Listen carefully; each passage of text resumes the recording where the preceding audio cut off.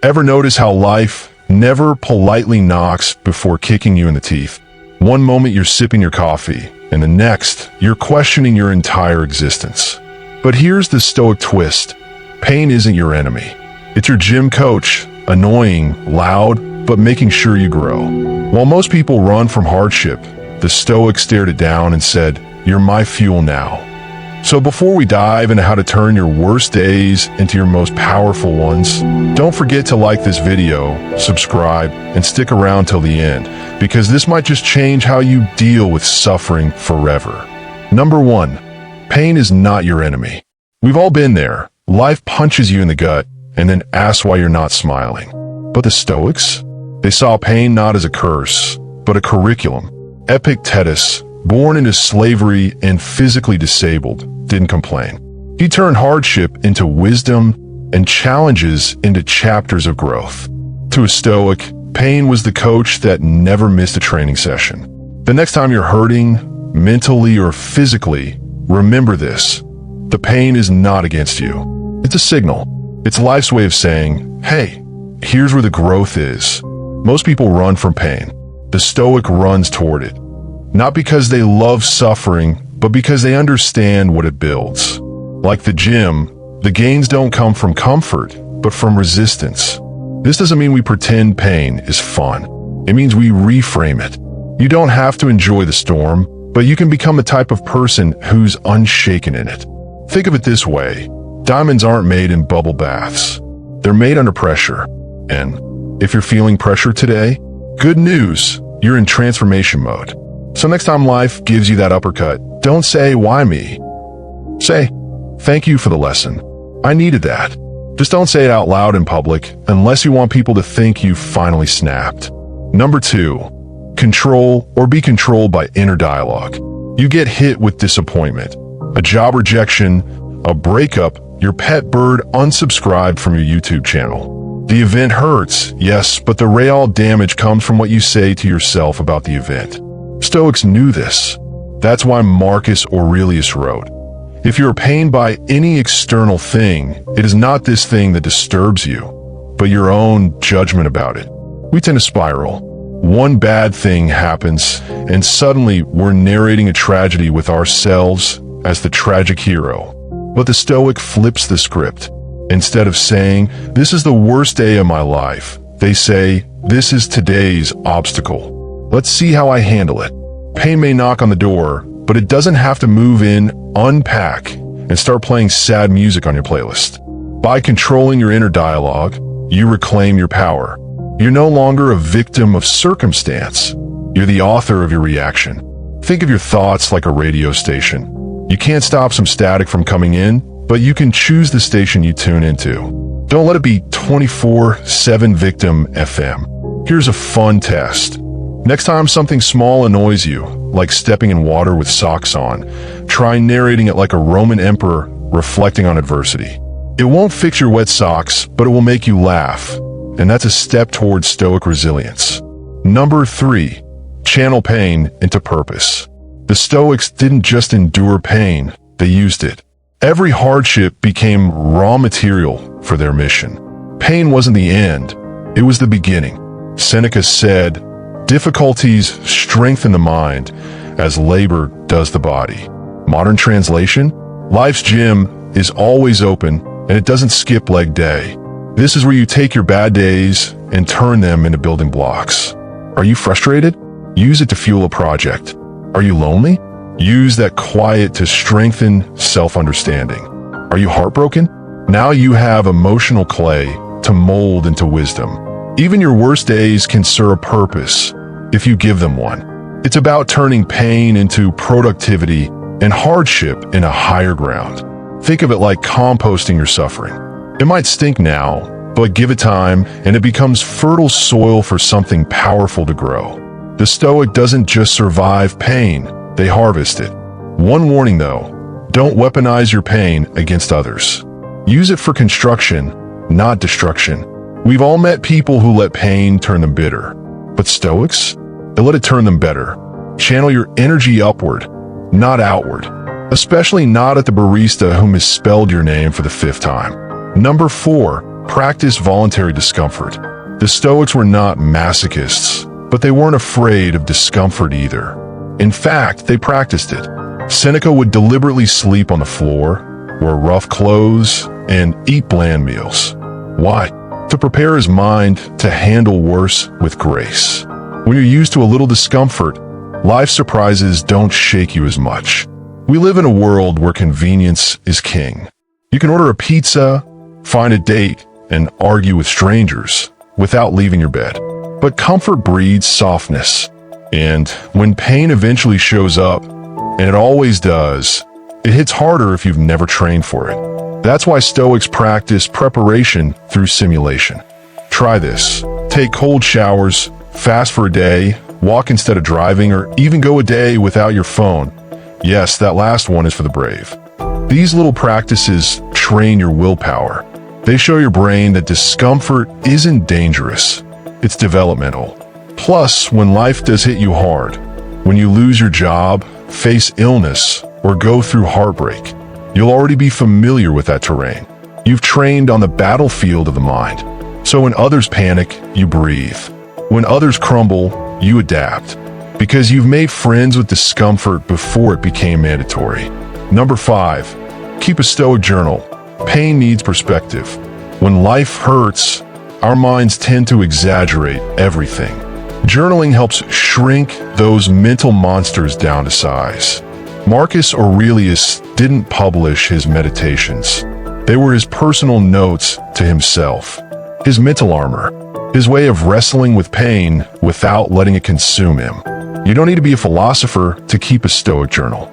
Just get a notebook or an app if you must, and write down what happened, how you felt, and what a wiser version of you would say about it. Be honest, but also be objective. Write like you're advising a friend 10 years from now, because that's what journaling really is, time-traveling wisdom. By writing, you slow down your thoughts. You observe patterns. You gain distance from your pain. And once you have that distance, you can choose how to move forward. Journaling is like clearing fog off the windshield. You still have to drive, but now you can see the road. And let's be honest, some days you just need to write, "This day sucked, but I'm still here." That alone is Stoic victory. Not every entry needs to be profound. Some just need to be true. Number 6, don't resist the fire. Most people spend their lives trying to dodge discomfort like it's a swarm of bees. But Stoicism invites you to step into the fire, not to burn, but to forge. Marcus Aurelius said, "What stands in the way becomes the way." That means when life gets hard, you don't back away, you walk through it like you own the place. This mindset shift is everything. You stop asking for an easier life and start building a stronger self. Pain no longer becomes a roadblock, but a path. The very thing you thought would destroy you becomes the training ground for your resilience.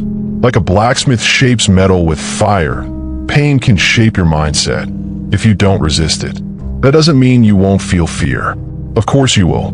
But courage isn't the absence of fear, it's action in the face of it. When you stop running and face your discomfort head-on, you realize most of what you feared was just smoke and shadows. And what's left behind is a version of you that fear can't touch anymore. So the next time you feel like life's lighting a fire under you, don't run from it. Feed it. Become a fire. Turn into someone so focused and grounded that adversity gets tired trying to shake you. Besides, no one ever told an interesting story that started with everything was easy. Number 7, let pain clarify, not cloud. Hard days often bring a fog that messes with your perspective. One moment you're fine, the next you're convinced your life is a mess, you'll never succeed, and your cat probably judges you. Stoicism teaches us to let pain clarify what matters, not cloud everything around us. When you're in pain, your vision narrows. That's natural, but the Stoics advise us to zoom out, to see the bigger picture. Epictetus once said, "It's not things that upset us, but our judgment of them." That's a clue. Pain can trick you into thinking your life is broken when really, you're just going through a moment of contrast, a moment that can teach you more than a year of comfort ever could. Use pain as a lens. Ask, what is this teaching me? What have I been avoiding? What really matters? Pain strips away pretense. When you're hurting, small talk fades. Ego dissolves. You see who shows up, what thoughts return, what habits protect or betray you. That clarity is priceless. Don't waste it. So write down what your pain is trying to show you. And remember, storms don't last forever, but the clarity they bring can change your entire direction. Don't just survive the storm. Learn from it and let it sharpen your vision. Number 8, laugh through the pain. The Stoics were serious thinkers, but not humorless. In fact, being able to laugh in the face of pain is one of the highest forms of Stoic strength. Why? Because it shows the pain didn't conquer your spirit. Humor is the soul's way of saying, you can hurt me, but you can't own me. A lot of people think resilience is about being angry or stoic-faced all the time. But humor is a psychological jujitsu move. It flips the power dynamic. If you can joke about what's hurting you without denying it, you're no longer a victim. You become the narrator, and that's a powerful shift. This doesn't mean turning every heartbreak into a stand-up routine, but it means learning to lighten the emotional load. When you laugh, even bitterly, it creates space. Space to breathe. Space to see your struggle from a slightly different angle.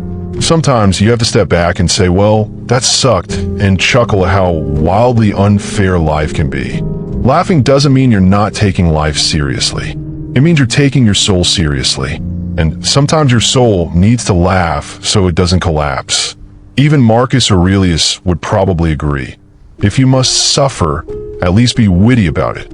Number 9, remember you survived 100% of your worst days. One of the most underrated Stoic tools? Memory. The ability to reflect, not on your victories, but on your survival rate. You've been through hard times before. Real pain. Real setbacks. And guess what? You're still here. Scar maybe, but stronger. That's not weakness. That's a resume of resilience. The mind loves to catastrophize. It says, this is the worst pain ever. But if you stop and actually compare it to your past, you'll realize you've handled worse. Or, at the very least, you've handled hard before. The Stoics used this awareness not to brag, but to stabilize. You remember so you can respond, calmly, powerfully, and with perspective. Use your past pain as evidence. Evidence that you don't break easily. Evidence that you bend, maybe, but you rebound. This kind of inner data is more valuable than any self-help book. It's real. Live proof that you are durable. That you've already been tested and you showed up, maybe crying, maybe cursing, but still moving forward. So when life knocks again, just smile through gritted teeth and whisper, I've danced with worse. Because you have. And each time you do, you add another layer to your unshakable self.